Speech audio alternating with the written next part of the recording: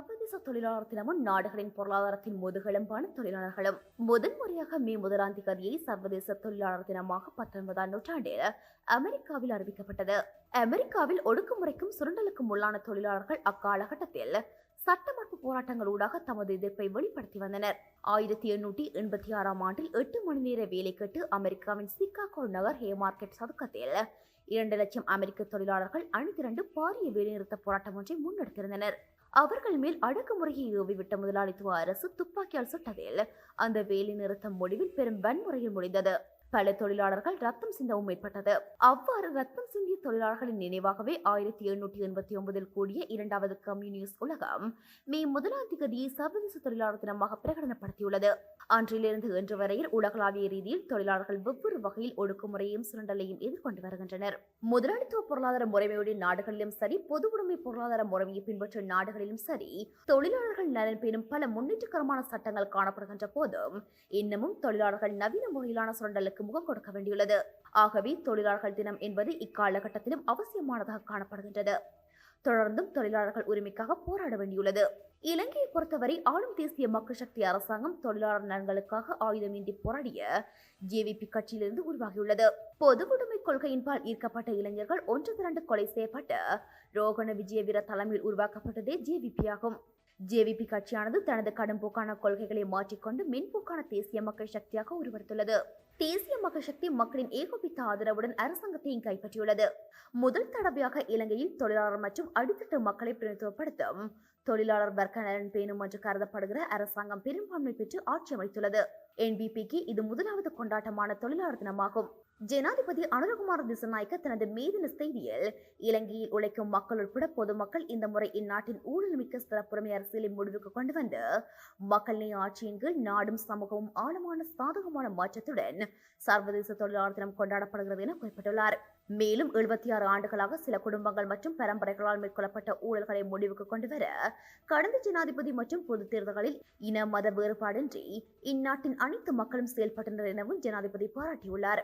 புதிய என்பிபி அரசாங்கத்தின் முதலாவது வரவு செலவு திட்டத்திலேயே அரசு ஊழியர்களின் சம்பள உயர்வு விவசாயிகள், மீனவர்கள், இளைஞர்கள், பெண்கள் மற்றும் மாணவர்கள் மாத்திரமின்றி உற்பத்தியாளர்கள், சிறிய வர்த்தகர்கள் மற்றும் பல்வேறு தொழில்களில் ஈடுபடுபவர்கள் உட்பட சமூகத்தின் அனைத்து தரப்பினர்களுக்கும் நன்மைகளை வழங்க என்பிபி நடவடிக்கை எடுத்துள்ளது என்று கூறும் ஜனாதிபதி, அதேபோன்று தோட்ட தொழிலாளர்கள் எதிர்கொள்ளும் பிரச்சனைகளை தீர்ப்பதற்கும் அவர்களின் குடியுரிமைகளை உறுதி செய்வதற்கும் என்பிபி அரசாங்கம் நடவடிக்கை எடுத்துள்ளதாக தனது தொழிலாளர் செய்தியில் தெரிவித்துள்ளார்.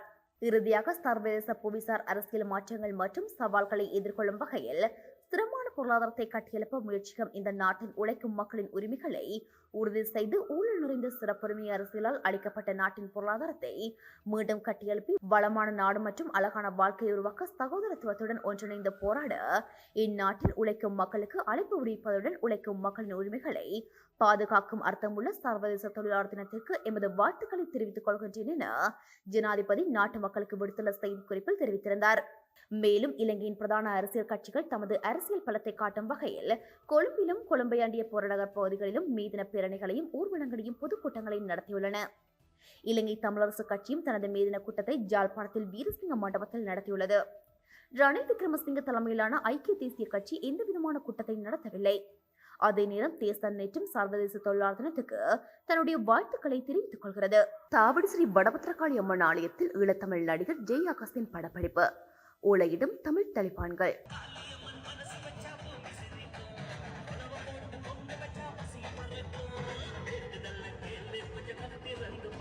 தாவடியை பூர்வீகமாக கொண்ட தென்னிந்திய நடிகர் ஜெய் ஆகாஷின் திரைப்பட படப்பிடிப்பு தாவடி ஸ்ரீ வடபத்திரகாளி அம்மன் ஆலயத்தின் கொடியேற்ற திருவிழாவில் இடம்பெற்றுள்ளது. நடிகர் ஜெய் ஆகாஷின் பெற்றோர் இங்கிலாந்து புலம்பெயர்ந்து வாழ்கிறார்கள். ஜெய் ஆகாஷ் லண்டனிலேயே கல்வி கற்றவர். திரைப்படம் மீதான ஈர்ப்பினால் தமிழ் திரைப்படங்களில் நடிக்க ஆரம்பித்தார். தமிழில் ரோஜாவனம் படத்தில் அறிமுகமான ஜெய் ஆகாஷ் தெலுங்கு, கன்னடம் மற்றும் ஹிந்தி மொழி படங்களில் நடித்து வருகிறார். தெலுங்கில் முன்னணி நடிகராக திகழும் ஜெய் ஆகாஷ் தன்னுடைய பிறந்த ஊரை மறக்காது முன்னரும் பல தடவை தாவடிக்கு வந்து ஸ்ரீ வடபத்திரகாளி அம்மன் ஆலயத்தின் திருவிழாக்களில் கலந்து சிறப்பித்துள்ளார். குறிப்பாக பத்திரகாளி அம்மன் ஆலயத்தின் சப்பர திருவிழா ஜெய் ஆகாஷ் குடும்பத்தினரின் உபயத்தினால் நடத்தப்பட்டு வருகின்றது.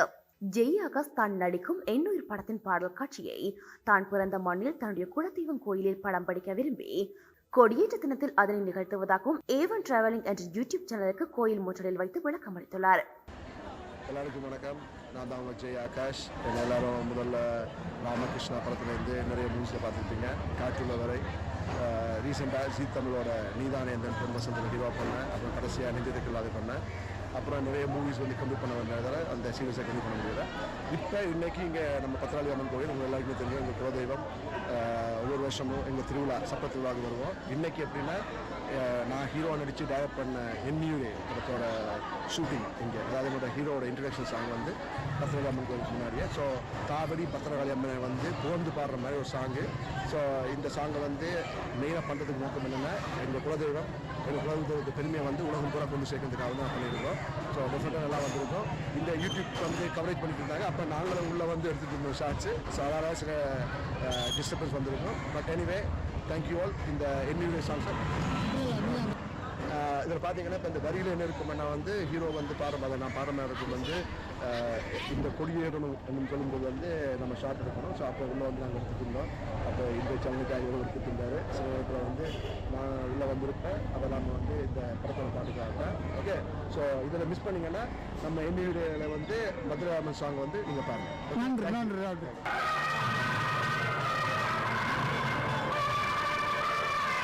அதே நேரம் பெண்களுக்கு எதிராக அவதூறு பரப்பி வரும் ஊழல் ஒழிப்பு அணிவண்ணி ஜெய் ஆகாஷின் திரைப்பட பாடல் காட்சி படப்பிடிப்பை தனது போலி முகநூலில் பகிர்ந்து அப்பாடல் காட்சியில் தோன்றும் பெண் நடன கலைஞர்களை அவதூறாக சித்தரித்தெழுதியுள்ளது. ஊழல் ஒழிப்பு அணிவண்ணியின் பதவிக்கு பல அறிவிலிகள் தம்முடைய பங்கிற்கும் மோசமான கருத்துக்களை பின்னூட்டலாக இட்டுள்ளார்கள். பெண்களுக்கு எதிரான இனிய வன்முறையை தேசம் தொடர்ந்து வெளிப்படுத்தியும் கண்டித்தும் வருகின்றமை குறிப்பிடத்தக்கது. அனைத்து தமிழ் கட்சிகளையும் ஒதுக்கி தள்ளுங்கள், விண்ணன் கோரிக்கை. உள்ளூராட்சி தேர்தலில் எந்த தமிழ் கட்சிகளுக்கும் வாக்களிக்க வேண்டாம். தமிழ் கட்சிகளை முழுமையாக புறக்கணியுங்கள். ஏற்கனவே 50% கழுவி தள்ளிவிட்டீர்கள், மிகுதி 50%ஐயும் கழுவி துடையுங்கள் என ஜாழ் ஊடக மையத்தில் பத்திரிகையாளர்களை சந்தித்த தொழிலதிபர் விண்ணன் மக்களுக்கு ஆலோசனை வழங்கினார். இதேபோன்று பாராளுமன்ற தேர்தல் சமயத்திலும் விண்ணன் முன்னாள் கடற்றொழில் அமைச்சர் டக்ளஸ் பிரமானந்த குற்றச்சாட்டுகளை அள்ளி வீசி என்பிபி கட்சிக்கு வாக்களிக்கும்படி பரபரப்பை ஏற்படுத்தியிருந்தார். 2009 ஆண்டு இறுதி யுத்தத்தில் இந்த 22 பாராளுமன்ற உறுப்பினர்களும் எப்படி நடந்திருப்பார்கள்? இன்றைக்கு வீலுக்குள்ள இவ்வளோ பிக்சர் விடுங்கள். ஒவ்வொரு நாளும் யூடியூப்பை பார்த்தீங்கன்னா தெரியும். மாறி மாறி ஒவ்வொருத்தரை பற்றி சொல்கிற கதைகளை. ஆனால் இப்படி இன்றைக்கு இந்த 15 ஆண்டுகள் 16 ஆண்டுகளுக்கு பிறகு தான் இந்த கதை வருது. 16 ஆண்டுகளுக்கு பிறகுதான் அவைகளின் உண்மை தோற்றங்கள் வருது. முந்தைய எல்லாரும் உண்டாயிருந்து செய்யகளை ஒரு ஒன்றும் வழியில் வர இல்லை. இப்போ எல்லாற்ற கதையும் ஒருத்தர் சொல்லி சொல்லி முழு கதையும் வெளியில் வருகிறது.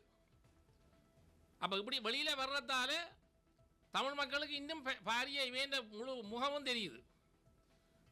இளம் சமுதாயத்திட்ட நாங்கள் வடமாகாணத்தை கொடுக்கணும். ஏற்கனவே ஆண்டு அனுபவித்த அரசியல்வாதிகளை ஒரு காலமும் நம்பாதீங்க. ஆண்டு அனுபவித்த அரசியல்வாதிகள் உங்களுக்கு தெரியும். யார் யார் ஆண்டு அனுபவிச்சவையாண்டு உங்களுக்கு என்ன செய்தவைன்னு தெரியும். எல்லா பாராளுமன்ற உறுப்பினரையும் உங்களுக்கு தெரியும். இந்த ஆண்டு அனுபவிச்ச அரசியல்வாதிகள் திருப்பியும் தோற்றத்துக்கு பிறகு வந்து நிற்கணும். ஏதோ ஒரு விதத்தில் உள்ளுக்கு பூரலாம் உண்டு. உள்ளுக்கு பூர்றதுக்கு ஒரு ஓட்டையும் விட்டுறாதீங்க.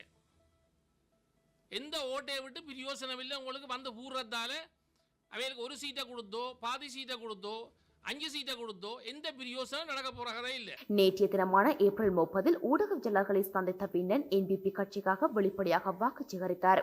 ஊடகவியலாளர்கள் தையிட்டு விகாரை, அரசியல் கைதிகள் விடுதலை போன்ற சர்ச்சைக்குரிய விடயங்களில் கேட்ட கேள்விகளுக்கும் அசராது பதிலளித்தார். வீடுகளில் இருக்க இயலாது, நுழம்புத்தொல்ல யாழ் மாநகர சபையில் வீட்டில் கதவு திறக்க இயலாது, ஜன்னல் திறக்க இயலாது. அதுக்கு காரணம் கழிவு நீர்கள் முழுக்க தேங்கி நிற்கிது. டொய்லெட்டிலே வந்து ஃபிட்டுகள் எல்லாம் நிறைஞ்சு வழியுது. இதெல்லாம் கழிவுகள் முழுக்க அகற்றி கொண்டு போய் சுத்தப்படுத்தி செய்ய வேண்டிய திட்டங்கள் இருக்குது. இது என்பிபி செய்கிறது உடன்பட்டிருக்கு. மத்திய அரசு தான் எங்களுக்கு எதையும் செய்யலாம். நாங்கள் சில்லமாக கூட வாக்குகளை உடைச்சி போட்டு எதையும் செய்ய இயலாது. யாழ் மாநகர சபையில் இருக்கிற மக்கள் நீங்கள் 100க்கு 100 வீதம் இல்லை 1000 வீதம் இந்த 4 நாளுக்கு சிந்திங்க. மற்றது எங்களோட கிளீன் ஸ்ரீலங்கா திட்டத்துக்குள்ள நாட்டில் வந்து நாங்கள் எங்களுக்கு ஸ்டிக்கர் ஒட்டுறே இல்லை. ஜிஎஸ்டி பிளஸ் பச்சை கொடி காட்டிய ஐரோப்பிய ஒன்றிய குழு இலங்கைக்கு ஜிஎஸ்பி பிளஸ் வரிச்சலுகையை வழங்குவது தொடர்பில் ஆராய இலங்கை வந்துள்ள ஐரோப்பிய ஒன்றிய கண்காணிப்பு குழுவுக்கும் இலங்கை ஜனாதிபதி அனுரகுமார் திசாநாயக்கவுக்கும் இடையில் நேற்றைய தினம் ஏப்ரல் 30 சந்திப்பு நடைபெற்றுள்ளது.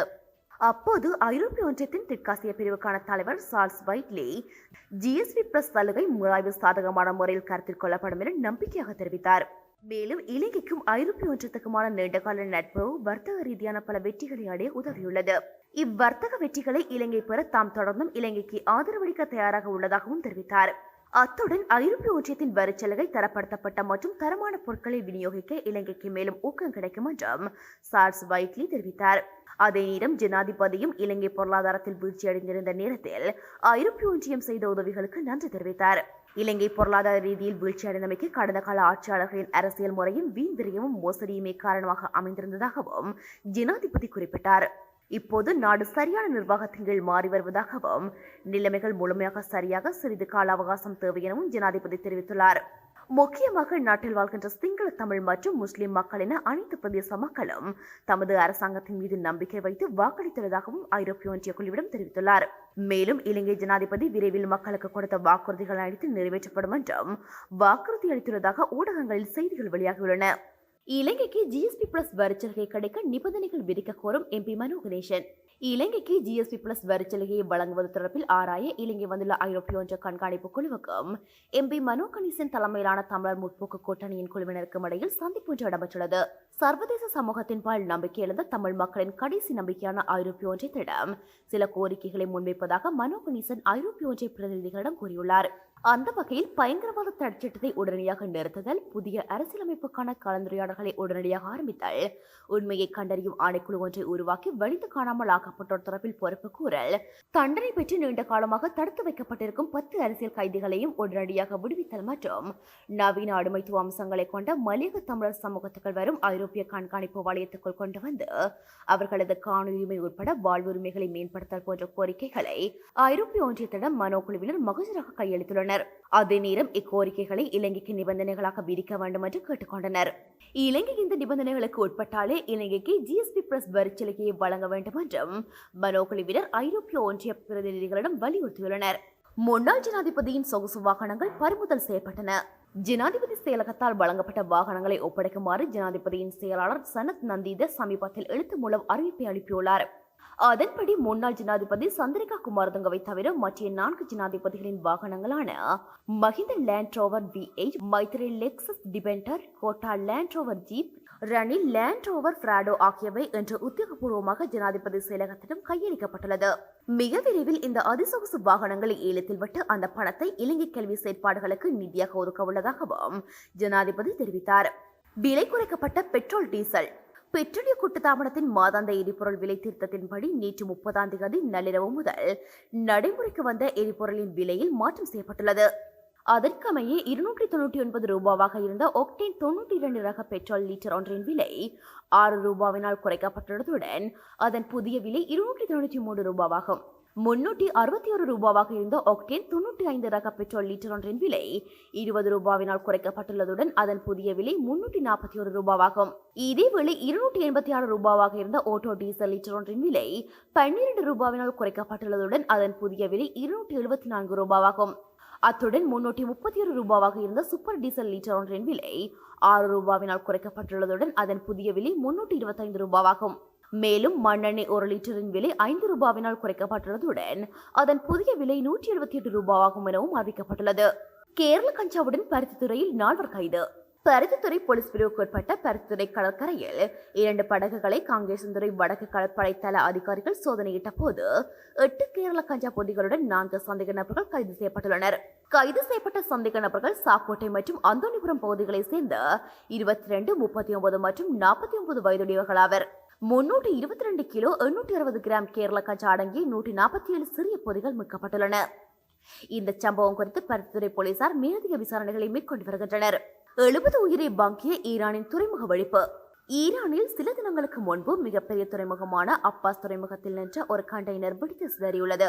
மேலும் சம்பவ இடத்தில் 4 பேர் உயிரிழந்து 400 பேர் படுகாயமடைந்து மருத்துவமனையில் சிகிச்சை பெற்று வந்த நிலையில் 70 பேர் உயிரிழந்துள்ளனர் என தெரிவிக்கப்படுகின்றன. இந்த துறைமுகம் ஈரானின் பொருளாதாரத்தின் முதுகெலும்பாக இருந்ததோடு இங்கிருந்து பல்வேறு பொருட்கள் ஏற்றுமதி மற்றும் இறக்குமதி செய்யப்பட்டன எனவும் குறிப்பிடப்படுகின்றது. பத்மபூஷன் விருதை பெற்றுக்கொண்ட நடிகர் அஜித்குமார்.